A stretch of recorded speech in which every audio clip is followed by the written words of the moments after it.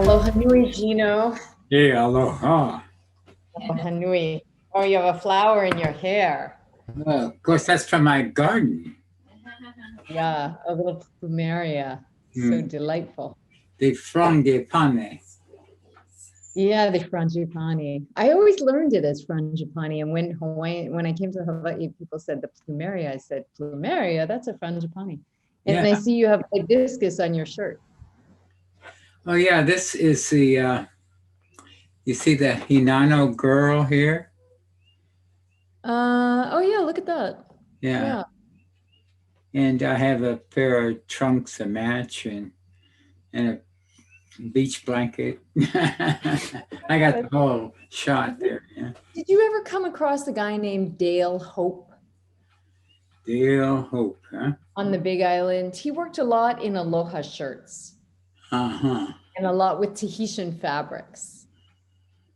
No, I can't say I would have remembered, but He lives near you, I think. He might live somewhere on the Hamakua coast. oh, maybe come. Anyway, he has a great love for Tahitian fabric. Uh-huh.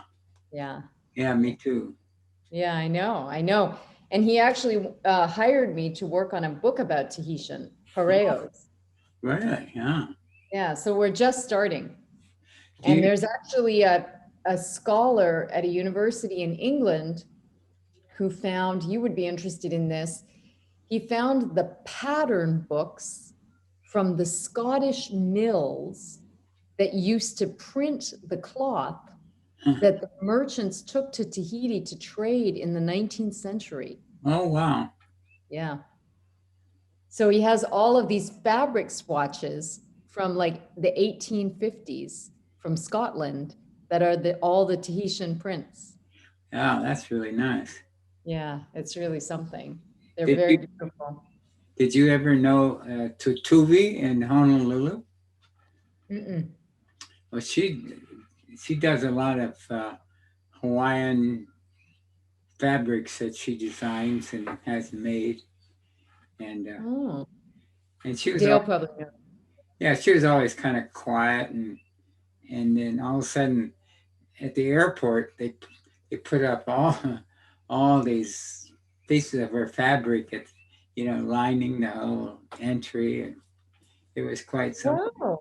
Pretty Yeah. recently at the Honolulu Now this International? was a few years back when Joanne Kahanamoku and I were friends with there at the Heiau, and so I got a whole bunch of one of each of Tatuvi's designs, So Yeah, lovely. I've got all these pareos still in my closet. Oh, do you have any historical ones? Huh? Do you have any historical ones?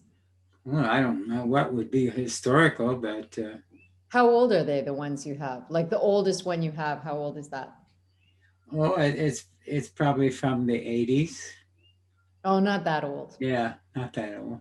Not that old. But she's a real artist, and you don't find many live ones these days. No kidding. Yeah.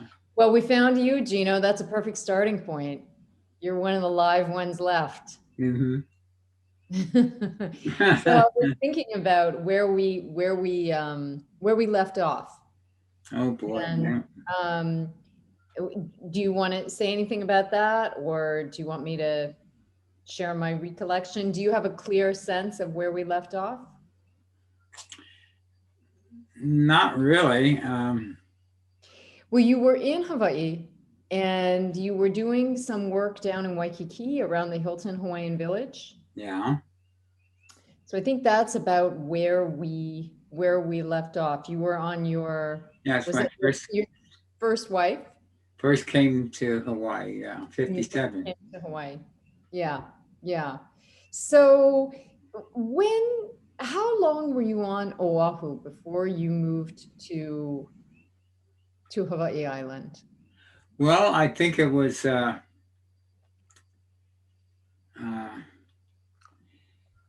1.5 years. I think something like that. And what made you move to Hawaii Island?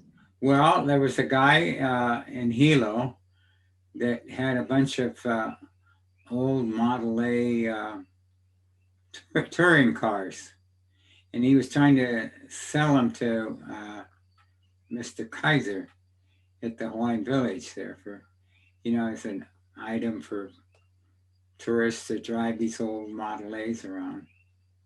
And I was heading up the Model A Restoration Club here in Hawaii, and so I invited everybody to bring their Model A's down to the parking lot at the Hawaiian Village, and we went around the island on a little tour, all of us, Model A opener, and so I had this little 1930 coupe that I had it all fixed up, beautiful and restored, and all chrome work. And I used to park it at Sports Car Row at Canlis with the Ferraris and the Maseratis. Because what was the attraction of that for you? What did you love about that car? Why did you have it? Oh, because it was one of the best automobiles ever made, and it was Henry's Ford. That's what put him on the map, with those Model A Fords, and so that they go taka taka taka taka taka taka taka taka, little 4 cylinders, and it's just a delight to ride around in one. And so this was a 1930 coupe Model A Ford? Yeah, coupe, 30. Coupe, yep, right. Okay. Yeah. What color was it? White. Wow. Yeah. It's really, and everybody would, and then I guess it was Hal Lewis that used to be on KGU radio. He was mentioning one day, he said, in the parking lot there's this Model A coupe with a Thunderbird emblem on its grill. That was you? Yeah. So I bought, one of the back, the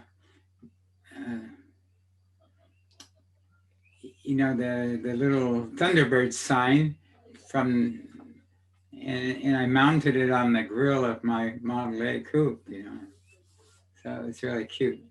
Why did you do that? Well, I was just like my 1930 Thunderbird.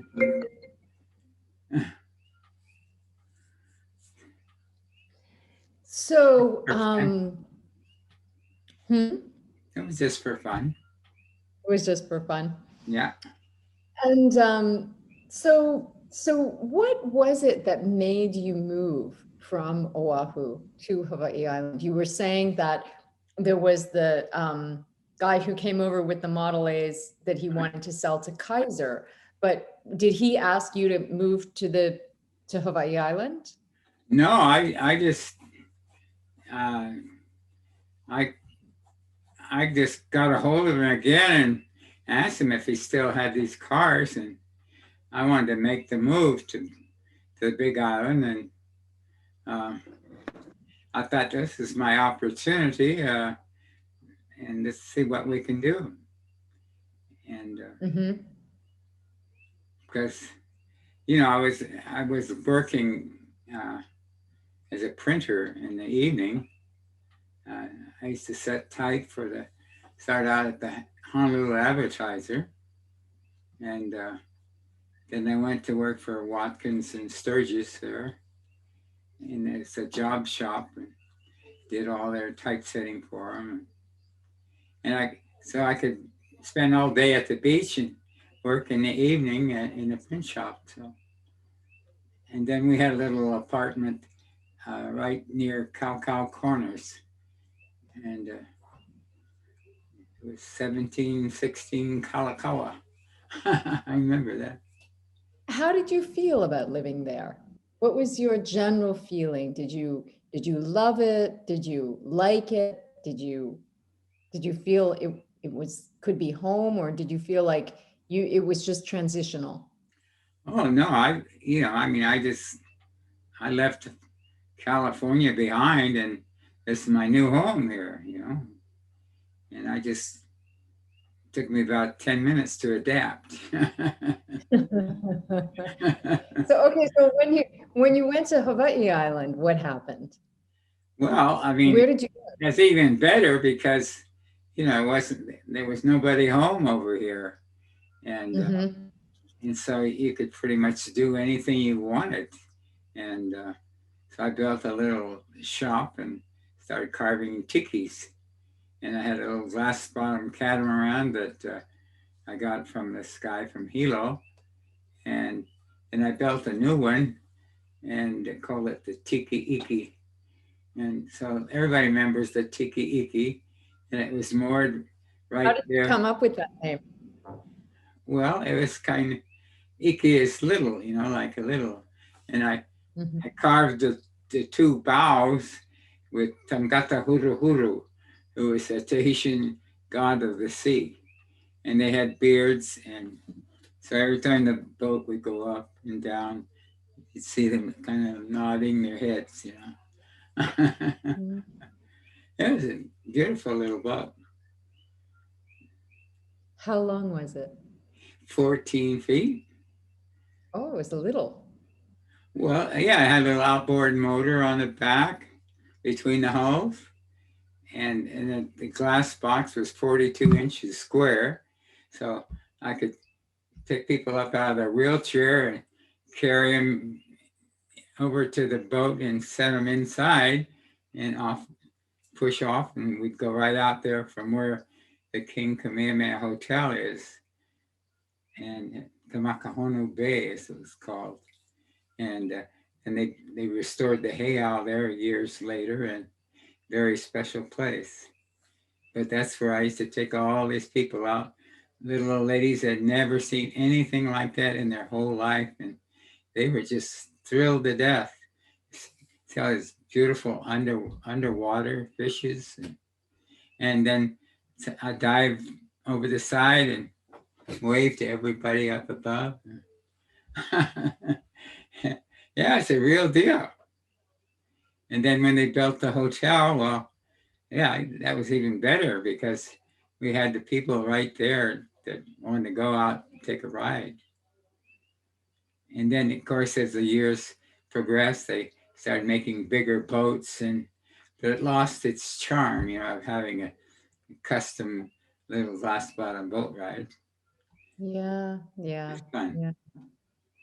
How did it make your heart feel to be out on that boat? Oh, I felt like an old salt. Uh, and, it's like sharing. It was so nice to share this underwater world with people that had never seen it before. And then, of course, I used to take all the kids out. All the local kids would come in after school, and we'd all get on the tiki iki and go out and fish in the bay. And there was like papio, and so these kids that all have hand lines, there'd be about 9 of them hooked up at once. And the lines are crossing, and they're pulling a fish in, and screaming and laughing, and I can remember it was a wonderful time. Were these Hawaiian kids? Yeah, local kids, Yeah. and they all call me uncle, and so I just felt, hey, I got a boat. You gonna go fish? Let's go. Do you ever see any of those guys anymore? Well, once in a while, yeah. Like I was out at the Hawaiian Airlines taking a trip over there a couple of years ago to Honolulu, and he said, "Hey, Uncle, you don't remember me, but we used to go holo holo. Remember?" I said, "Oh yeah, sure. We had good fun. And they'd take all this fish home, and of course their folks were delighted, and that was right in Kailua Harbor here. Wow. And this would have been what, 1958, around there? Um, right, 58. 58. Mm-hmm. And then, and what happened with the restaurant? Because you had a restaurant, right? Yes, I had uh, was asked to take over this restaurant that it belonged to a guy named Lynn Mwat. and he'd had a couple of managers, and they used to have fights on Friday night, and the restaurant was not really making any money, so people don't understand about the food and liquor business, and so my wife had experience in running a Chinese restaurant prior, and she said, well, I got lots of experience, and you've got the know-how, so let's give it a try. And so we took it over. Yeah, it was in 1960. Oh, so that was after. So now, was this your second wife? No, my first wife. First wife. And what was her name? Chris. Chris. Okay. So this was you and Chris. And by this time, statehood would have come, right? Right. 59, we had statehood. And I had that little tiki shop across the street from the Kona Inn. And I booked my glass-bound boat rides and my Model A rental cars there. Yeah. Man, you were really like doing a lot of different things. And when was South Pacific in all of this? Well, that was prior, when I was living in Oahu. I was on stage at the Hawaiian Village Tiare Room with the Omansky Magic Ring Theater. And so we had that play running for, about a year and a half, almost 2 years. And then Fox came to town, and my agent was at the Royal Hawaiian Hotel, Dan Wallace. He used to have the dance studio there. And so he was hired by Fox to help cast for the movie. So I got up and I auditioned, did a little dancing, and they said, yeah, that's what we want. And so I first one cast for the Seabees, Wow. Yeah. And we went to Kauai, and the rest is history. We had a great time. I think we were there 6 weeks. And what's your favorite memory from making that movie?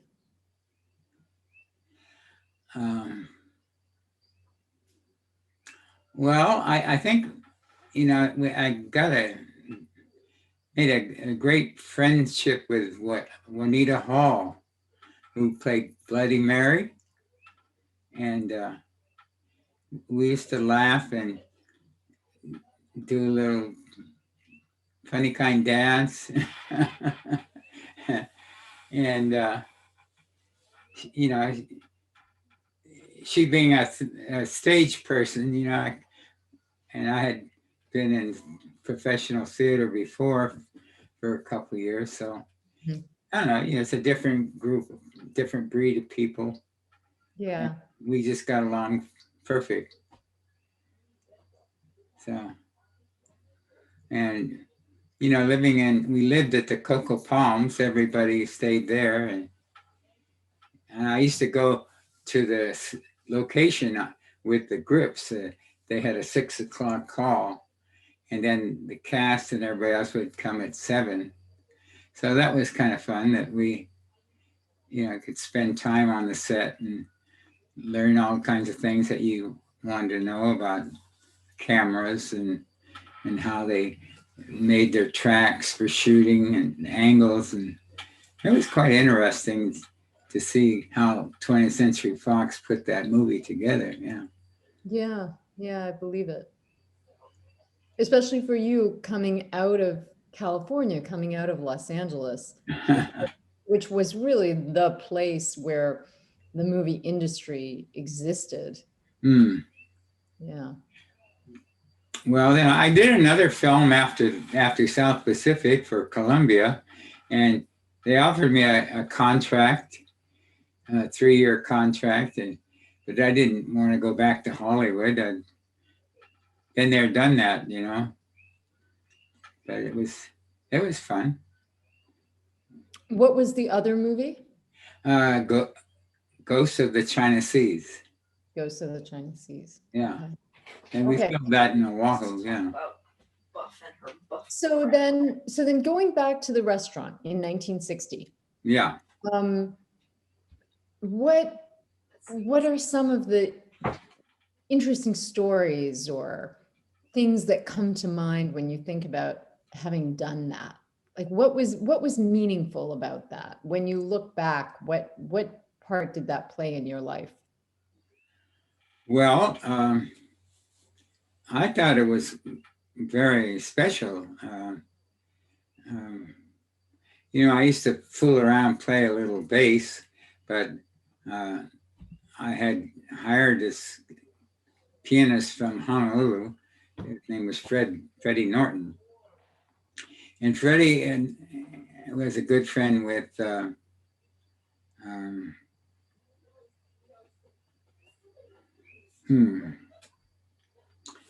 oh, I can't think of this guy's name all of a sudden, but they Freddie opened a Royal Hawaiian Hotel with Harry Owens. Okay. Back in the 20s. And so I got him through the union, the musicians union in Honolulu. And he had friends on the Big Island. And so he was playing down at Ciro's downtown. And I walked in and heard him play and said, "How'd you like to go to Kona?" And he says, "It sounds good." And so that was the beautiful part, because he was so professional, and he had that personality where people just want to listen to the music. Yeah. So I restored this old grand piano, and then I had built this big white naga hide cushion all the way around the piano, so you could sit there on your elbows and listen to the music. That was really. So was it really a place in Kona? Was it very popular? The steakhouse? Yeah. Yeah, well, we made it it was the only really fun place to go. There wasn't much competition. The Kona Inn was so hotel-like, and there wasn't much else going on. Although later the Akamai Barnes opened, and that's when Richard Boone came over and made that movie Kona Coast. So, but other than that, I mean, there wasn't much going on in Kailua at all. And we served great food, only the best. I used to buy the same stuff that Canlis would buy from the mainland and have it shipped over air freight. All of our meat from A.H. Hansen. That was the company. So it just kept getting better and better, and we didn't have fights in the dining room anymore. And it was kind of civilized. And of course, I knew all the local guys, so they were very helpful too. And I had about 9 employees there, so we did very well. I seem to remember you sharing with me in some of our conversations about, I'm not sure exactly how to ask this question, but I just want to evoke, when you came onto the path and then kind of looking back and thinking about that experience of having a steakhouse, not from any place of judgment, but just from a reflective place. What comes up for you around that? Well, I mean, it's sort of like your growth. Uh, you, you, if you're uh, paying attention, uh, you want to improve yourself. And I had made a success of that place, which had, almost gone down the tubes, and made it a respectable place to go and take your grandma. And, we had all these movie people that would come in and out, uh, and all these wonderful musicians. And I found this beautiful guy that played tenor sax, and he'd work on weekends because we could stay open later on uh, Friday and Saturday. And, we just made it happen. And Mm-hmm. so it wasn't until that I finally let go of everything and changed my lifestyle. Became a vegetarian, which I had been before. And when I was like 10 years old, I was introduced to vegetarianism, and I really remember how wonderful I used to feel. Different, instead of alcohol and steaks that kind of make you a little sluggish. And To put it mildly, yeah. So that was the reason for all of that. And so it wasn't hard for me to make that transition. And, in the 70s, everybody was kind of changing their diets. A lot of people went vegetarian. And so I was ready to go. Yeah. Is that when you became a vegetarian, in the 70s? Yeah. But, well, actually, I mean, when I had the restaurant, I still used to eat, I wasn't a vegetarian completely. Right. Yeah. When did you stop having the restaurant? How long did you have it? And what happened? Did you sell it? Did it close down? Oh, no. Gosh, I remember, what year was that? Wow.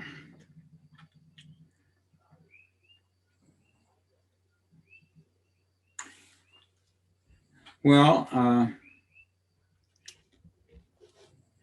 I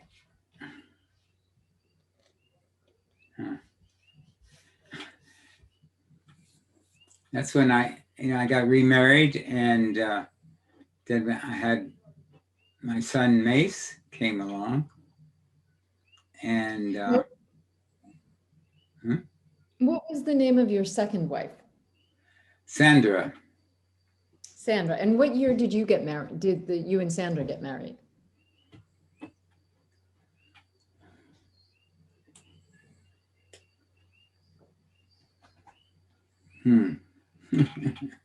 I Just as best as you can recall.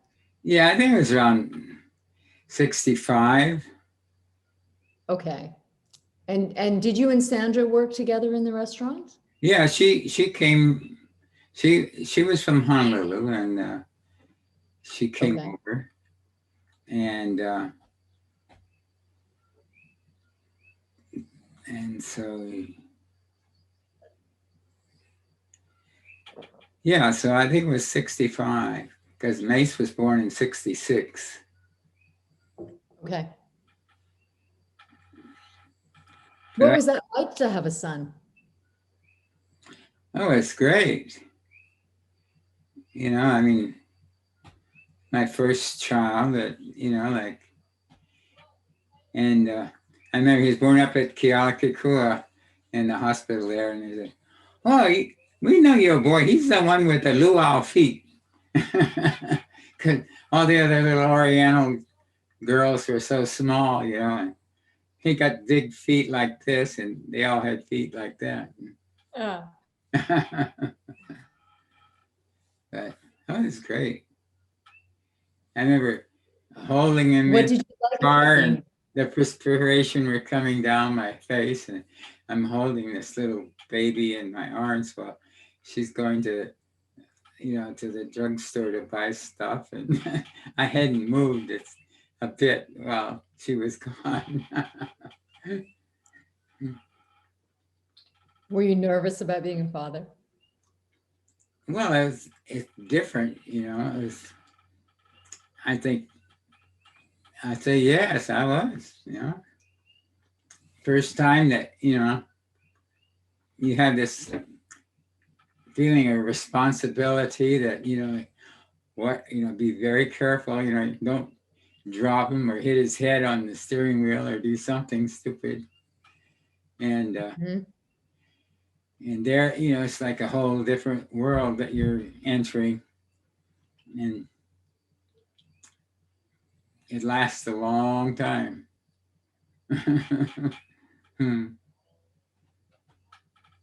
So then, then my sister who wouldn't fly, she made it over here to Hawaii so she could see her little nephew, and that was special. Yeah. And she had about 4 kids. I only told her, I said, I'm only responsible for one, and that's it. I've done my bit, and she's got a tribe that she left behind. There's, her kids had kids, and now those kids are having kids, and I Are only you close? I only have one. Are you close with your sister's tribe? Oh yeah, yeah. My Do sister they come? passed away, but they all keep in touch with me, and mostly Christmas time. But I do see them. You know, well, I don't see them that much because I don't go much to Naaman anymore. So, but we had a great run. We're still in touch. So what, um, just kind of looking forward, there are a number of directions that we could go in this conversation.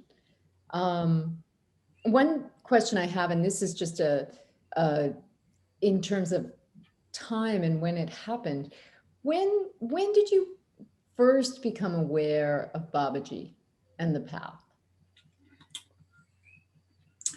Well, at that time, uh,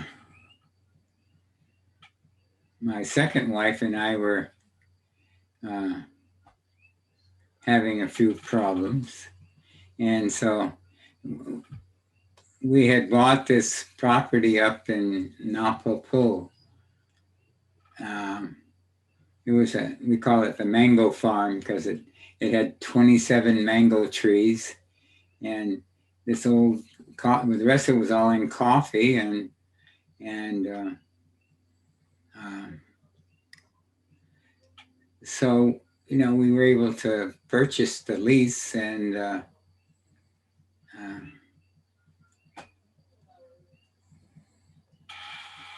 anyway, I let her live in the beach house. Um,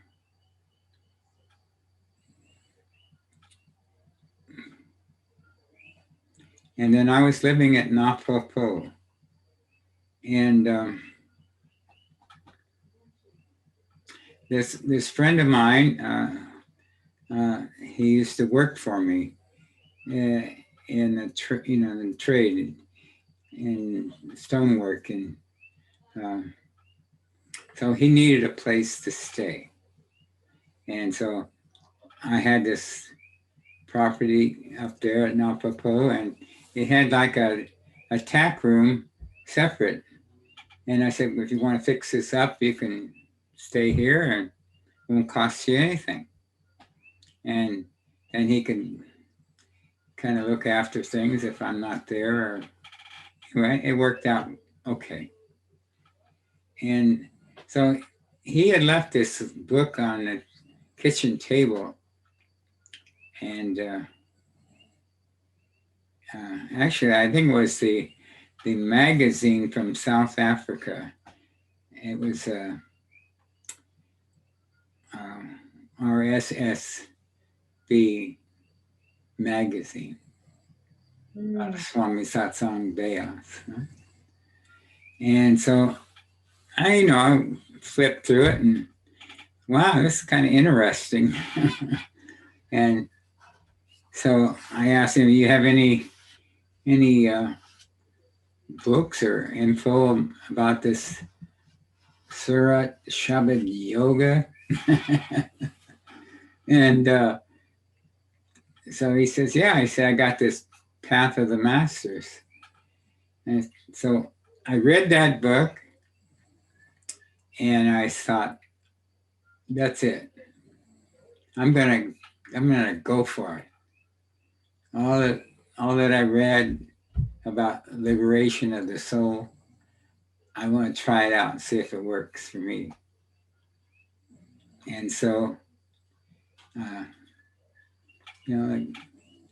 have my last jug of Hardy Burgundy and smoking this big joint. This is it, like, oh man. And we're all sitting in my truck in the rain. And that was the last time I had taken any drugs or any alcohol, and just cold turkey went for it. What year was that, and how old were you?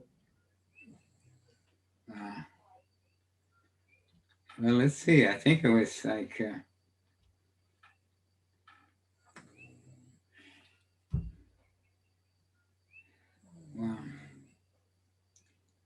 it was 73.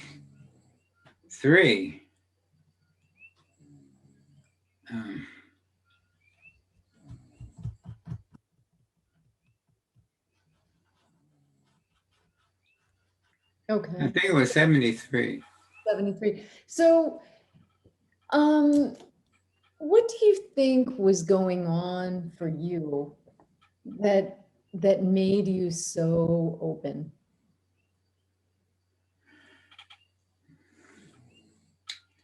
Well, it kind of made sense, and it seemed like you could prove it if you tried it. And if it doesn't work, then it was just something that somebody made up. When you say if it doesn't work, what do you mean by it? What are you saying? Well, if it doesn't make a complete change in your life and your thinking and your actions. Okay. That's what I mean. That's what I figured was the proof of the pudding, was that you could be liberated, And it's up to you how much you're going to put the effort forth to make it happen.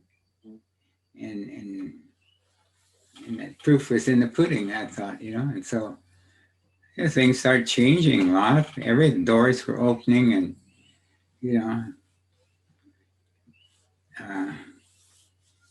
I'd moved back to my home on the beach down there, and my second wife and I split up, and I had custody of our boy Mace, and then she came back, and we went back to court again, And then she got custody of it, which was okay. I mean, by that time he decided that he would rather be with his mom. How old was Mace then? I think it's about 10. About 10. Yeah. And do you want to say anything about why your marriage split up? Um,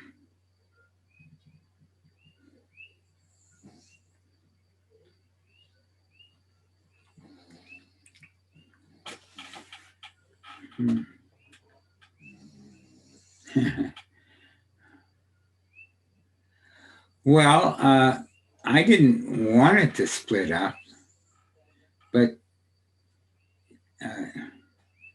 she decided that, she could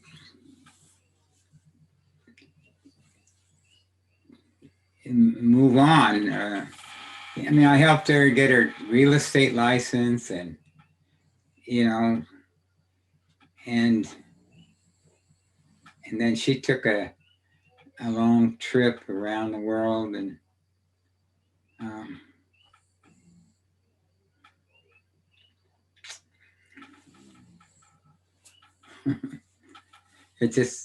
that's why it happened. Got it. So that's the same thing that happened with Chris too? That she decided to leave the relationship? No, I was the one that broke it up The first time. first time. Yeah. We just decided to split. But it was more my doing than her doing. I see.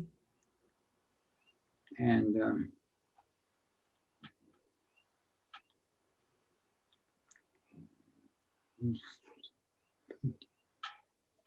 So was it hard when Sandra left?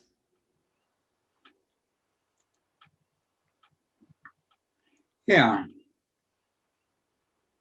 And, divorces are not very happy things and kind of shake up your whole world. But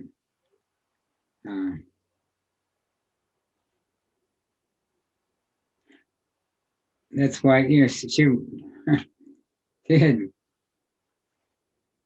to stir up the hornet's nest again. And I guess it really hurt her because I got custody of Mace instead of her. And so she went back into the courts and got the custody of Mace. And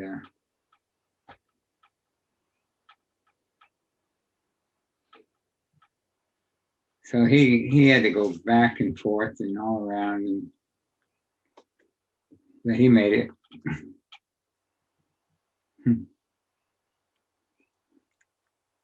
So then were you in 73 when you came onto the path? Yeah.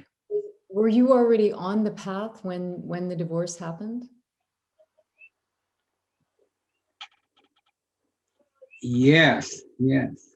So did that help you a lot? Was it a solace for you? Oh, definitely. I mean, I figure, well, what's to be is to be. And I didn't lose faith or anything. I figured, I let Mace make his own choice. If that's what he wanted to do, it's okay with me. Mm-hmm. And yeah, I was in pretty good space then. And so not a lot really changed. It's just a matter of power, switching power. And so Mace and I hadn't lost anything between us, and he was living in Kamalela with his mom, and I paid for him to go to HPA, and So it worked out okay. And what were you doing for work then? Did you still have the tiki iki? No, well, no. Finally, it was just too much to take care of my boat, so I brought it home and set fire to it. Oh my God, you set fire to it? Geno, I burned that's it so up. practical. Wow. Why did you do that? I couldn't take care of it anymore. It was too much. I know, but some people might have just sold it or something. I That know, was but pretty wild. I was attached to it, and I figured since I Course. created it, I could destroy it, you know. I love that, Geno. And there's hundreds of happy people that have taken rides on that glass bottom boat and had a most wonderful thing. So, but it, you know, it's just like with my Model A, I, I couldn't take care of it anymore, so I gave it away.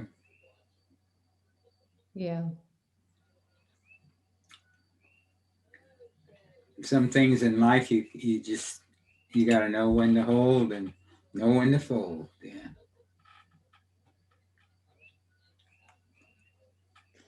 That makes me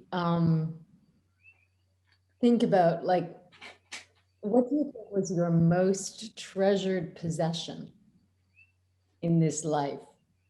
And, how did it come into your life, and do you still have it, or has it gone out? And if it went out, how did it go?